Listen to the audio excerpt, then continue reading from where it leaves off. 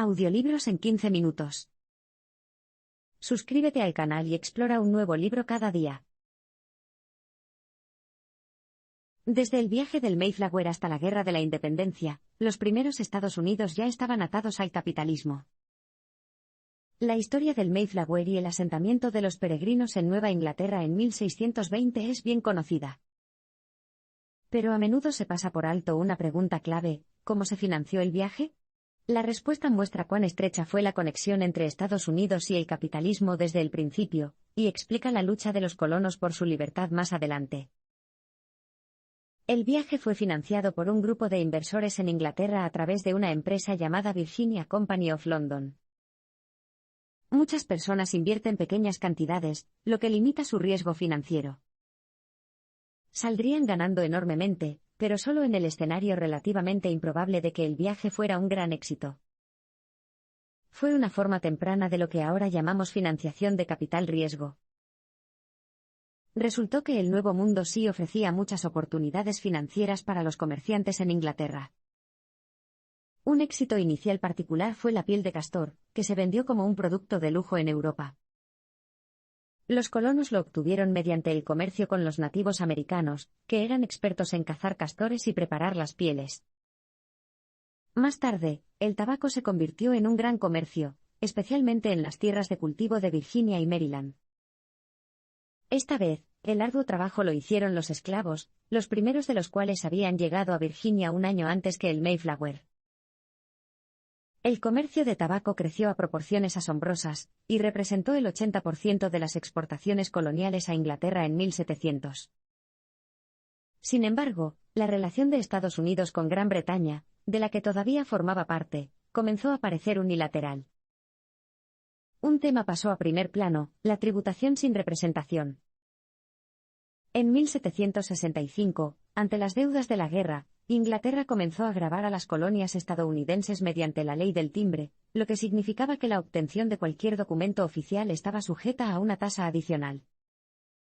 Sin embargo, las colonias no estaban representadas en el Parlamento inglés. ¿Quién, entonces, representó sus derechos? Los negociadores estadounidenses, incluidos Daniel Dulany y Benjamin Franklin, lograron que se derogara la ley del timbre, pero era inevitable que surgieran más problemas. En protesta por el aumento de los impuestos británicos, algunos bostonianos retuvieron en el puerto un barco llamado Dartmouth en 1773 y arrojaron su carga, 45 toneladas de té, al puerto. La guerra revolucionaria comenzó poco después. La independencia estadounidense puede haber tenido que ver con garantizar la libertad, pero también con el dinero. Las colonias estadounidenses y sus habitantes ya no estaban satisfechos con su propósito original de proporcionar ganancias a los ingleses del otro lado del océano. A medida que los avances tecnológicos en la informática se dispararon, también lo hizo su economía. No fue como encontrar petróleo, pero el extraordinario, y extraordinariamente lucrativo, crecimiento de la informática tuvo muchos de sus momentos clave en los Estados Unidos. De hecho, los orígenes del campo se remontan a 1890, en la oficina del censo del país. Alrededor de esa época, un joven llamado Herman Ollerit desarrolló la idea de almacenar información sobre los ciudadanos estadounidenses no en registros manuscritos, sino en una tarjeta perforada que pudiera introducirse en una máquina. Utilizó circuitos eléctricos simples para permitir a las máquinas contar cuántas tarjetas tenían puntos de datos particulares. El potencial de estas máquinas se hizo evidente rápidamente, y pronto la oficina del censo tuvo en sus archivos una por cada estadounidense vivo.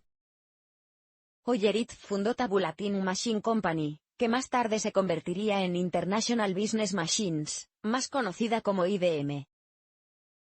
IBM, y la naciente industria informática en general, hicieron grandes avances a principios del siglo XX y, en 1962, la demanda de ordenadores IBM estaba aumentando vertiginosamente. Tanto es así, de hecho, que un joven vendedor llamado Ross Perot se dio cuenta de que se podía ganar mucho dinero ayudando a las personas a las que vendía a sacar provecho de sus máquinas. Fundó Electronic Data Systems para proporcionar servicios de programación a las empresas. Decir que la demanda se disparó sería quedarse corto. En 1968, solo 6 años después, los banqueros de Wall Street lo instaban a salir a bolsa. Una empresa valoró a Epps en $150 millones. Pero lo hizo y pronto se convirtió en el primer multimillonario tecnológico. Innumerables empresas emergentes seguirían más adelante caminos similares. Ese mismo año, se formó otra empresa emblemática, Intel, pionera en Silicon Valley. Saldría a bolsa en solo 3 años. Sus fundadores, Bob Noyce y Gordon Moore, ya habían cosechado un éxito considerable como 2 de los 8 ingenieros que habían fundado anteriormente Fairchild Semiconductor, uno de los principales fabricantes del componente más vital de un ordenador. Otros graduados de Fairchild Semiconductor optaron por un camino diferente, y optaron por el capital de riesgo, y fundaron las influyentes firmas Kleiner Perkins y Sequoia, financiadoras que ayudarían a crear innumerables historias de éxito tecnológico. Por supuesto, era el mismo modelo de financiación, más o menos, que una vez hizo que el Mayflower cruzara el Atlántico. No es que todo para la industria de la tecnología vaya a ser fácil, por supuesto. A pesar de la embriagadora burbuja de las .com, el capitalismo y la democracia estadounidenses siguen estrechamente entrelazados. No todos los avances financieros de finales del siglo XX tenían que ver con la informática. Algunas eran empresas mucho más abstractas para hacer dinero, como el famoso mercado de los bonos basura y el enorme conglomerado financiero Berkshire Hathaway. Cuando Warren Buffett adquirió Berkshire Hathaway en la década de 1960, era una empresa textil, pero en sus manos se convirtió en un gigante financiero. La vertiginosa economía de Silicon Valley parecía cada vez más tentadora a medida que el siglo llegaba a su fin, especialmente con el desarrollo de Internet. Muchas empresas tecnológicas jóvenes hicieron fortunas rápidamente. Netscape, uno de los primeros navegadores, salió a bolsa en 1995, solo 15 meses después de su fundación.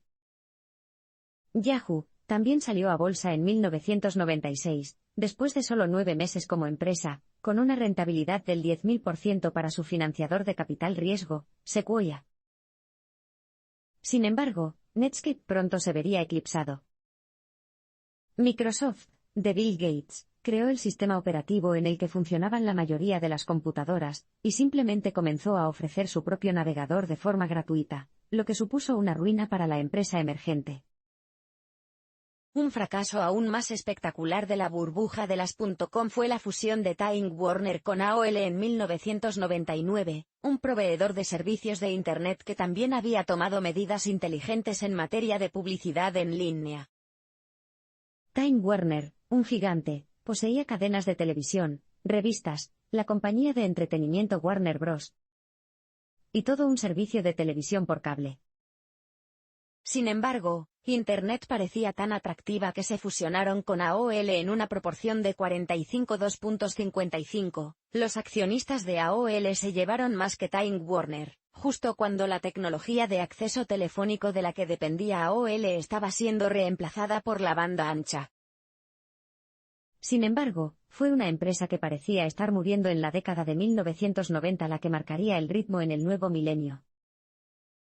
A través de sus innovadores productos, Apple tuvo un gran impacto en industrias que van desde la telefonía hasta la música, y uno de sus fundadores, Steve Jobs, se convirtió en un icono. Jobs murió en octubre de 2011, al mismo tiempo que los manifestantes de Occupy Wall Street hacían campaña contra la enorme desigualdad del sistema capitalista, como ejemplifica una empresa como Apple, con sus fábricas baratas en China.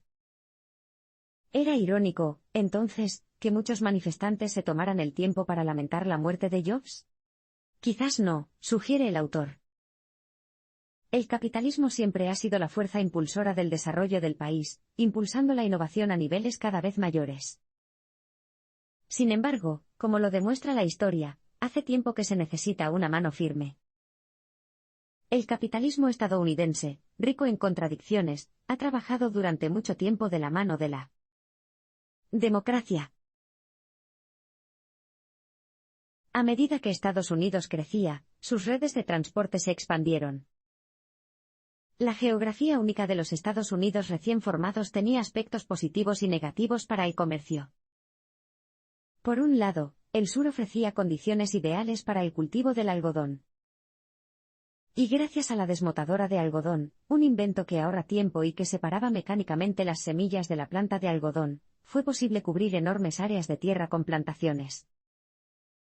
La industria algodonera estadounidense tuvo un auge, lo que impulsó enormemente la oferta mundial de algodón. Sin embargo, incluso cuando el algodón estadounidense recorrió el mundo, siguió siendo difícil viajar dentro de la inmensidad de los propios Estados Unidos. Por lo tanto, mejorar el transporte se convirtió en un gran negocio. Primero llegó el barco de vapor. Antes de eso, la navegación dependía de las corrientes de agua y el viento. Pero ya en la década de 1780, el estado de Nueva York estaba ansioso por mejorar la eficiencia de los viajes fluviales. Con este fin, las autoridades alentaron al destacado neoyorquino Robert Livingston a desarrollar un barco propulsado por vapor y, a cambio, lo tentaron con una licencia de monopolio para el transporte fluvial comercial. Junto con el excéntrico ingeniero Robert Fulton, Livingston aceptó el desafío. Su primer barco de vapor debutó en 1807, y viajó desde el Bajo Manhattan a Albany en 32 horas. Livingston y Fulton aprovecharon entonces su lucrativo monopolio en Nueva York, pero al poco tiempo, las vías fluviales estadounidenses se convirtieron en un ajetreado ejercicio del capitalismo, ya que las empresas rivales competían por hacerse con los negocios. El empresario de barcos de vapor Cornelius Vanderbilt se convertiría en el hombre más rico del país. Sin embargo, los ríos no conectaban perfectamente todos los lugares clave, por lo que la gente creó los suyos propios. El primer proyecto de canal que despegó fue el Canal Erie del estado de Nueva York de 1825, que conectaba el oeste de Buffalo con el este de Albany. A través de las vías fluviales, la gente ahora podía viajar sin problemas desde Chicago hasta la ciudad de Nueva York. El canal lo pagó el propio Estado, una brillante parte del gasto en infraestructura pública que impulsó enormemente el comercio. El modelo se copió ampliamente. Pero a medida que la revolución industrial cobraba fuerza, los canales fueron reemplazados rápidamente por los ferrocarriles. A partir de la década de 1830, quedaron claros los beneficios del ferrocarril, que aceleró los viajes, el comercio y las comunicaciones. Se formaron muchas compañías ferroviarias con el objetivo de sacar provecho de la tecnología emergente, pero necesitaron la ayuda de los gobiernos locales, que tenían que concederles un dominio eminente, el derecho a tomar el control de terrenos privados en la ruta de la vía. Los ferrocarriles se convirtieron en un gran negocio, tanto por sus ventajas como por el abundante empleo que proporcionaban en el tendido de vías.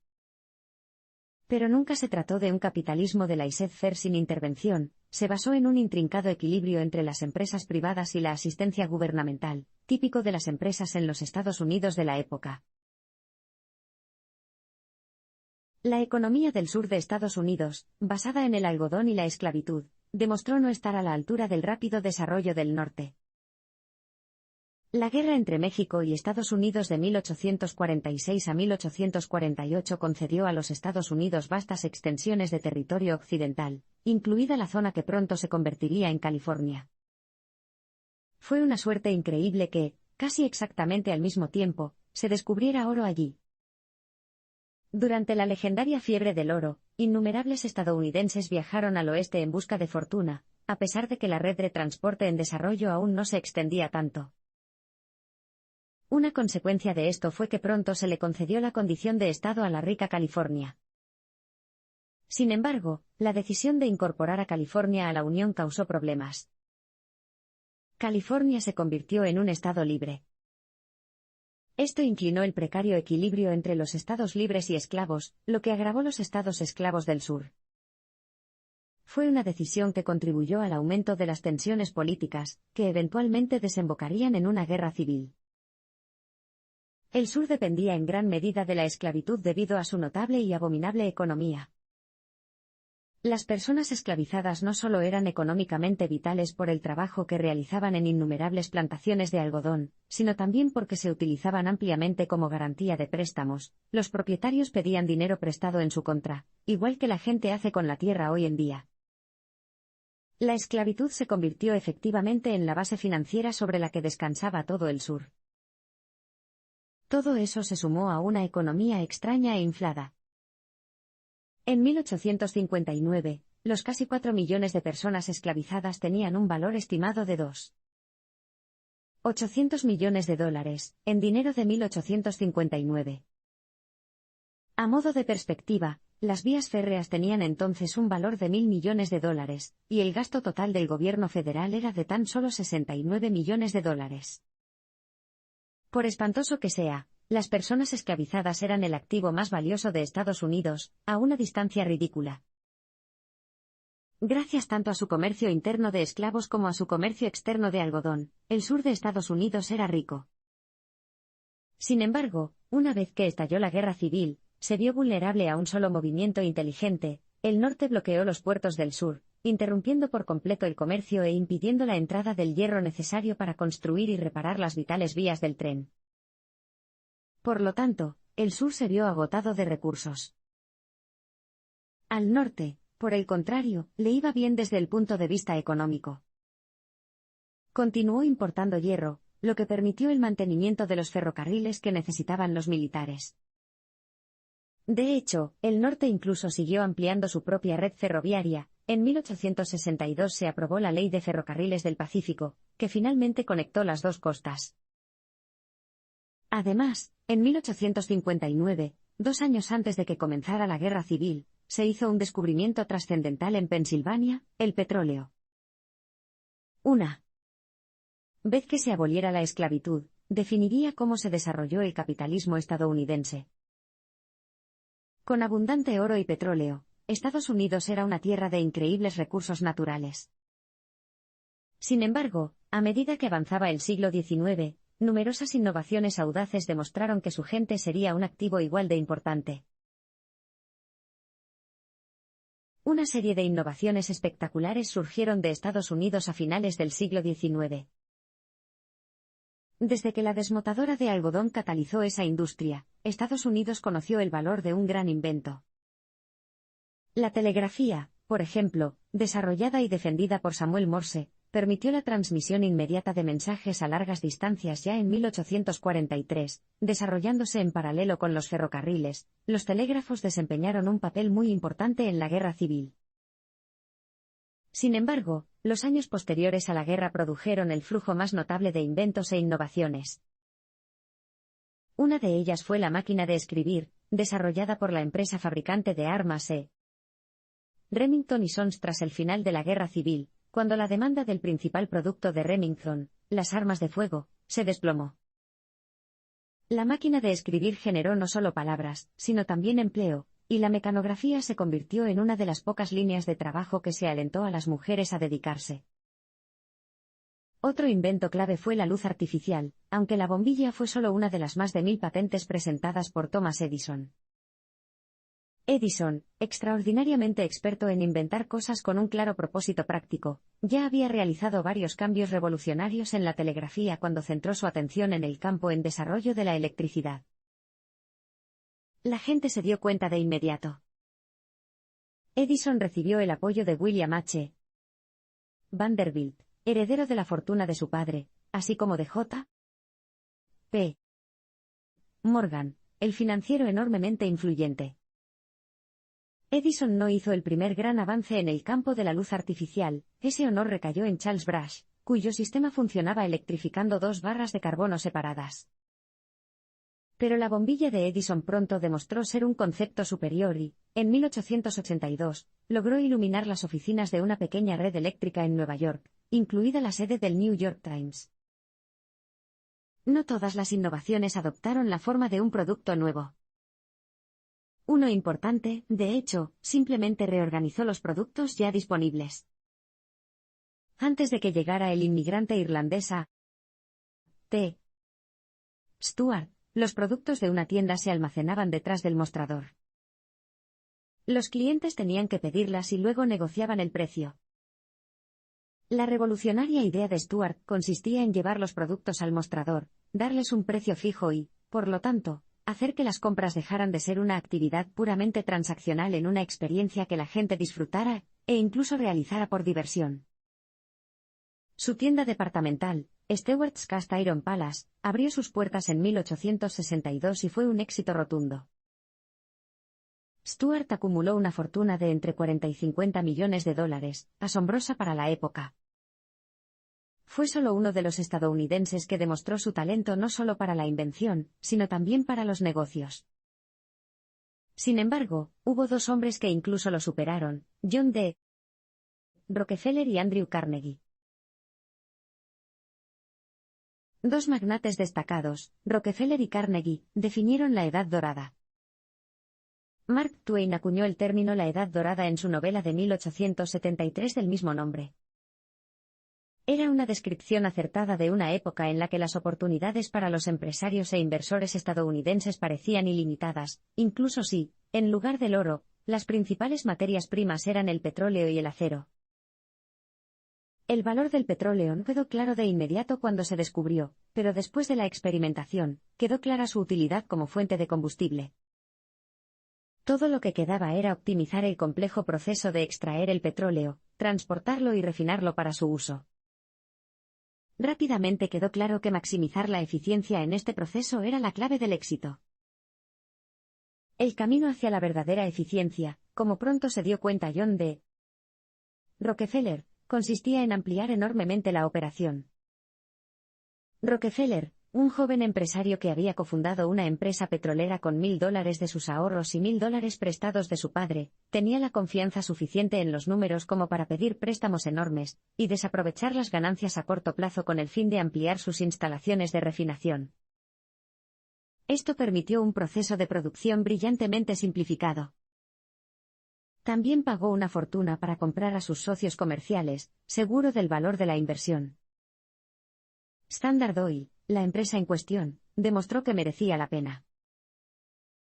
El otro gran magnate de la época fue Andrew Carnegie, un inmigrante de Escocia.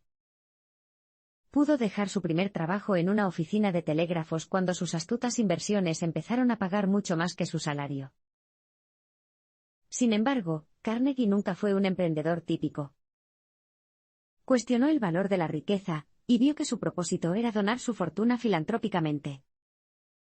Sin embargo, fue un inversor brillante, capaz de reconstruir su patrimonio tras una enorme caída del mercado en 1873. La Edad Dorada no fue del todo fácil, y luego conquistar la emergente industria siderúrgica. Rápidamente quedó claro que el acero ofrecía una alternativa más duradera que el hierro, y se adaptaba mucho mejor a los ferrocarriles. Sin embargo, incluso el gran éxito de la industria del acero requirió la ayuda del gobierno. El acero británico era más barato que el producido incluso por la eficiente Carnegie. Para proteger su creciente industria, el Congreso de los Estados Unidos impuso un arancel al acero británico importado. Eso le dio a la industria siderúrgica del país el impulso que necesitaba para convertirse eventualmente en la más grande del mundo. También señaló el camino hacia un papel más activo que el gobierno eventualmente asumiría en la economía del país. Y eso no siempre sería una buena noticia para gente como Rockefeller y Carnegie. En los albores del siglo XX, el gobierno comenzó a ejercer más influencia sobre la forma en que deberían operar las empresas. Los aranceles no fueron la única forma en que el gobierno acudió en ayuda de la industria. En 1892, en el punto álgido de un conflicto sindical en la H.C. Frick Coke Company, propiedad de Carnegie, el gobernador de Pensilvania envió 8.000 soldados para ayudar a recuperar la fábrica de los trabajadores en huelga por los recortes de eficiencia. En este caso, el Estado actuaba en beneficio de las empresas, pero más adelante, a menudo tomaría el lado opuesto. Uno de los primeros presagios de ello fue la campaña incendiaria del demócrata William Jennings Bryan para la presidencia en 1896. Se presentó como un defensor de los trabajadores y se opuso al patrón oro, que, desde la crisis financiera de 1893, había sido considerado en general como un freno para la economía. La poderosa retórica de Bryan convirtió a los demócratas en el Partido de los Trabajadores, en contraposición a los republicanos partidarios de los negocios. Bryan perdió contra el republicano William McKinley en 1896 y 1900, pero McKinley fue asesinado un año después. Su sucesor, el vicepresidente Theodore Roosevelt, resultó tener puntos de vista notablemente diferentes. El gran objetivo de Roosevelt era un fenómeno, reciente en esa época, conocido como fideicomisos, enormes corporaciones estatales que, en la práctica, monopolios sobre determinadas industrias. Los fideicomisos solían utilizar nombres genéricos, como American o General, por ejemplo, National Tube Company o American Bridge Co. Naturalmente, estos conglomerados tuvieron un efecto sofocante en el mercado. El mayor golpe del movimiento fiduciario fue que J. P. Morgan convenció a Andrew Carnegie de vender su gigantesca empresa siderúrgica. Esto convirtió a Carnegie en el hombre más rico del mundo, y a la nueva United States Steel Corporation en la primera empresa valorada en $1.000 millones. Poco después de asumir el cargo, Roosevelt expresó su opinión de que, si bien la consolidación de las empresas en fideicomisos no debería prohibirse, definitivamente, debería estar limitada y regulada por el gobierno. Creía que el papel del gobierno era equilibrar los intereses de las partes en conflicto, como los trabajadores, el capital y el público en general. Este nuevo deber del gobierno se extendió incluso a la producción de alimentos. La novela de 1906 de Upton Sinclair, La jungla, aunque pretendía exponer las malas condiciones de trabajo de los inmigrantes, causó controversia debido a sus descripciones precisas y gráficas de una fábrica empacadora de carne y sus bajos estándares de higiene. Roosevelt, sorprendido, actuó con rapidez y el Congreso pronto aprobó la Ley Federal de Inspección de Carne, una victoria para la protección del consumidor por encima de los intereses capitalistas. Theodore Roosevelt, ni siquiera nominado a la presidencia por su propio partido republicano, sentó así las bases para el papel más estrecho que el gobierno desempeñaría en la configuración del capitalismo estadounidense del siglo XX. El papel del gobierno en la economía creció y creció, especialmente en tiempos de guerra y crisis. A medida que la tecnología alcanzaba niveles cada vez mayores, la necesidad de una regulación gubernamental se hizo cada vez más clara. El auge del automóvil, por ejemplo, requirió una fuerte regulación para evitar escenas caóticas y mortales en las calles. El gobierno también se interesó mucho por la radio, una tecnología con un claro valor para el Estado, especialmente en tiempos de guerra. La entrada de Estados Unidos en la Primera Guerra Mundial en 1917 tuvo un efecto transformador en el papel del Estado. La mano activa del gobierno impulsó el desarrollo de la radio, ya que rápidamente demostró ser vital para la comunicación con los barcos. Y la guerra también significó que el país tuvo que invertir, con muy poca antelación, en un ejército que, en esencia, no estaba preparado. Eso requirió enormes cantidades de fondos. En 1916, el presupuesto del gobierno era de $734 millones. En 1918, había crecido a $700 millones. Esta escalada se financió en gran medida a través del impuesto sobre la renta. Introducida gracias a la 16ª enmienda antes de la guerra, en tiempos de guerra se convirtió rápidamente en la mayor fuente de ingresos fiscales del gobierno. El gobierno gastó el dinero en la industria, convirtiéndose en el principal cliente de los constructores navales y fabricantes de armas del país y, por lo tanto, también apoyó a la industria siderúrgica. Los ferrocarriles también quedaron efectivamente bajo el control del gobierno. El Estado mantuvo un papel más activo incluso cuando terminó la guerra. Una consecuencia del aumento de sus ingresos por impuestos sobre la renta fue que el gobierno ahora dependía menos del dinero que recibía de los impuestos sobre el alcohol, una de las razones por las que fue posible introducir la prohibición en 1920. Resultó que este no era un modelo de buena gobernanza, ya que creaba un mercado negro vibrante y una industria del contrabando. A pesar de ello, la década de 1920 fue una época próspera en los Estados Unidos, como presumió el presidente saliente Calvin Coolidge a finales de 1928. Pero el desastre estaba a la vuelta de la esquina. En 1929, poco después de que Herbert Hoover sucediera a Coolidge, el mercado de valores sufrió una caída catastrófica. Para agravar el problema, el gobierno, especialmente el antiguo secretario del Tesoro, Andrew Mellon, no creían en la intervención, creía que el mercado se corregiría por sí solo de forma natural. Pero no fue así, las cosas empeoraron cada vez más a principios de la década de 1930. Varios bancos quebraron y el desempleo se disparó. Como era de esperar, Hoover perdió las elecciones presidenciales de 1932. Su sucesor, el demócrata Franklin Delano Roosevelt, tomó medidas rápidas para corregir la economía a través del New Deal. Al obtener amplios poderes del Congreso, Roosevelt cerró todos los bancos del país durante un breve período y, finalmente, sacó al país del restrictivo patrón oro. Fue una enorme escalada de los poderes del gobierno, al igual que en tiempos de guerra. De repente, se hizo oficial, el gobierno era responsable de mantener la economía. Después de la Segunda Guerra Mundial, el desarrollo de los suburbios transformó la cultura estadounidense, para quienes fueron invitados. Los Estados Unidos estaban mejor preparados para la Segunda Guerra Mundial que para la Primera. Roosevelt, que seguía al mando, no entró en la guerra hasta 1941, pero comenzó a ampliar el ejército estadounidense ya en 1939. También predijo correctamente que Estados Unidos necesitaría vender aviones a las fuerzas aliadas. El Estado, ampliando nuevamente su papel, incluso se apropió de las fábricas de automóviles de un renuente Henry Ford, que temía, con alguna justificación, que el gobierno tomara el poder por completo. Efectivamente, no había lugar para el capitalismo en tiempos de guerra. Sin embargo, el regreso de más de 15 millones de soldados a la vida civil impulsó la economía privada en los años de posguerra. Bill Levitt, un antiguo oficial naval, fue una de las fuerzas impulsoras detrás de esto. El problema que Levitt logró resolver fue que todos estos nuevos veteranos necesitaban un lugar donde vivir, pero no había espacio en las ciudades.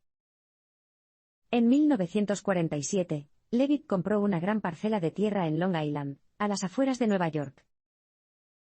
Construyó una ciudad entera allí, siguiendo una fórmula pulcra y supremamente estadounidense, que recuerda a la que Henry Ford usó una vez para perfeccionar el modelo T: haga exactamente lo mismo tantas veces como sea posible y obtendrá calidad y asequibilidad. Levitt construyó sus casas de manera rápida, eficiente y con un estándar uniforme, marcando el comienzo de la era de los suburbios. La vida suburbana se hizo muy popular, pero solo los estadounidenses blancos se mudaron de la ciudad. Levitt no vendería sus casas a afroamericanos, y tampoco lo harían la mayoría de los demás desarrolladores. Levitt alegó una razón económica para ello: sus ambiciosos propietarios simplemente no querían vivir en barrios de razas mixtas, por lo que no comprarían allí.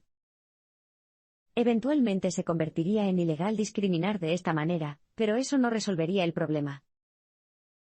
Hubo disturbios en 1957 cuando la primera familia negra se mudó a la emblemática ciudad suburbana de Levittown, Pensilvania.